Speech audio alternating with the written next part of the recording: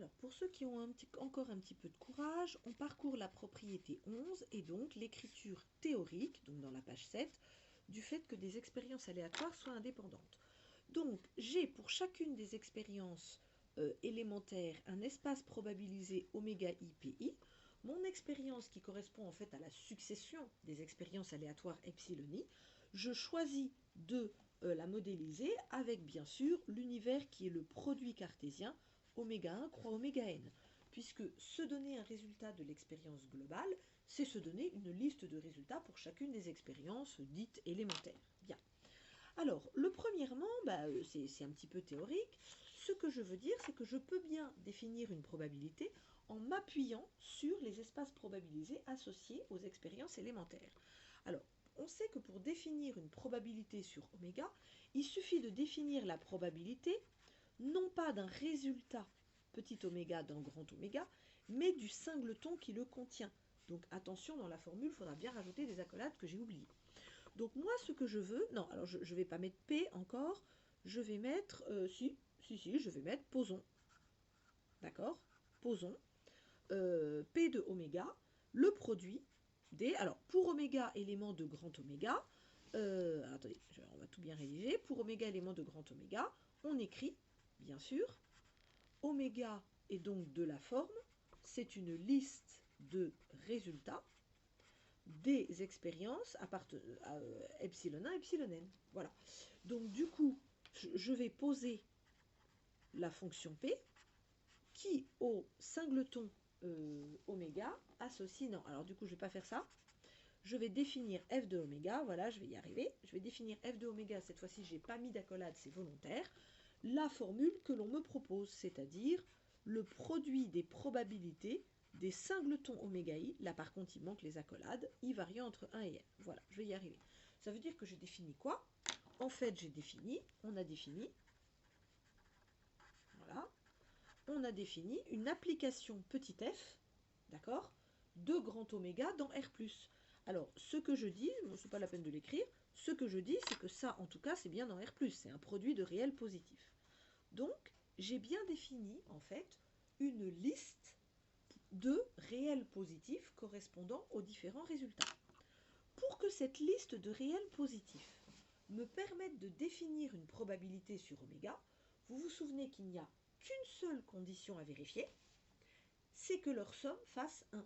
Vous vous souvenez que si on a une liste de réels positifs, alors d'habitude on les notait PK, K variant de 1 à cardinal de oméga. Quand on se donne une liste de réels positifs, on peut les utiliser pour créer une probabilité qui sera l'unique probabilité qui au singleton, qui à chaque singleton de grand oméga associe l'un des réels en question. Pour pouvoir utiliser ces réels positifs pour définir une probabilité sur oméga, il faut que leur somme fasse 1. Donc c'est ça que je vais vérifier. Je vais tout simplement vérifier que leur somme vaut 1. Alors, allons-y. Si je fais la somme, donc ça c'est un petit peu calculatoire, si je fais la somme sur tous les oméga de tous ces réels, qu'est-ce que ça fait? Alors, du coup, ça fait quoi? Alors, du coup, ça fait exactement la somme pour oméga élément de grand oméga du produit des PI du singleton oméga i, d'accord? Et alors, au lieu de mettre oméga élément de grand oméga, je vais expliciter oméga comme un n-uplet appartenant au produit cartésien oméga 1 croix oméga n. Et ici, j'ai la probabilité pour i variant, le produit pour i variant entre 1 et n. Bien. Bon, mais ça c'est quoi? Ça c'est comme une somme double, c'est une somme multiple. Donc cette somme, je peux la découper. Je peux dire c'est la somme pour les oméga n variant dans grand N, de la somme, ce sont des sommes emboîtées, pour les oméga n plus 1 variant dans oméga n moins 1, etc. De la somme pour oméga 1 variant dans grand oméga 1, du produit des PI des singletons oméga i. Voilà, i variant entre 1 et n. Très bien. Alors évidemment, normalement, il devrait y avoir à chaque fois une parenthèse qui s'ouvre, qui se referme ici, puis du coup, bon, des tas de parenthèses qui se ferment hein, ici. Voilà. C'est une somme double qui s'écrit comme une succession de sommes. Sauf que, regardez, ici, dans ce produit-là, il est égal à quoi en réalité? Ce produit-là, si je le développe, enfin si je l'écris de façon plus explicite, c'est P1 du singleton oméga 1, etc., fois Pn-1 du singleton fois Pn du singleton oméga n. Donc c'est un produit de n facteurs, et parmi ces n facteurs, il y en a un qui est constant en oméga 1, en oméga n-1. Donc il y en a un qui peut passer toutes les sommes, puisqu'il est constant en fonction de tous les indices des sommes, sauf de la première. Donc il peut directement se mettre en facteur des n-1 dernières sommes. Donc finalement, qu'est-ce que j'obtiens? J'obtiens la somme sur oméga n. Ici, je mets la probabilité Pn du singleton oméga n. Et puis je continue. J'ai exactement la somme sur oméga n-1, etc. de la somme sur oméga 1. De quoi? Du produit, alors je vais l'écrire, P1 de oméga 1 jusqu'à, cette fois-ci, Pn-1 du singleton oméga n-1. Voilà. Et cette fois-ci, je vais bien mettre ici la somme comme ça. Voilà. Hop. Bon. Voilà. Donc, évidemment, qu'est-ce qui se passe? Il se repasse la même chose. Voilà. C'est-à-dire que Pn-1 passe toutes les sommes, sauf, il vient là plutôt, voilà, sauf la première qui est devant la parenthèse, etc. Finalement, je me retrouve avec quoi? Je me retrouve avec le produit de la somme des Pn de oméga n, voilà, fois la somme des Pn-1 de oméga n-1, fois etc., fois la somme des P1 de oméga 1. Alors ça, j'ai fait exprès de refaire le calcul pour que vous le refassiez à la main, mais c'est quelque chose, c'est un résultat qu'on aurait pu, utiliser plus directement. On aurait pu passer directement d'ici à là. Comment ça? En disant que ici, quand on a une somme double, souvenez-vous, si je vous rappelle, quand on a une somme double sur I et J d'un élément qui s'écrit AI fois BJ, on finit par démontrer que c'est exactement la somme sur I des AI fois la somme sur J des BJ. C'est exactement ce que j'ai fait ça, mais non pas pour une somme double, mais pour une somme multiple. Ici, on a bien un produit de facteurs, chaque facteur ne dépendant que de l'un des indices. Bon. Donc, on a pu ici comme ça factoriser. Bon, et alors évidemment, là c'est fini, puisque Pn étant une probabilité, chacun de ces facteurs vaut 1, et j'ai donc exactement, voilà, ça vaut 1, ça vaut 1, ça vaut 1, et du coup, qu'est-ce que j'obtiens à la fin? Égale 1. Voilà.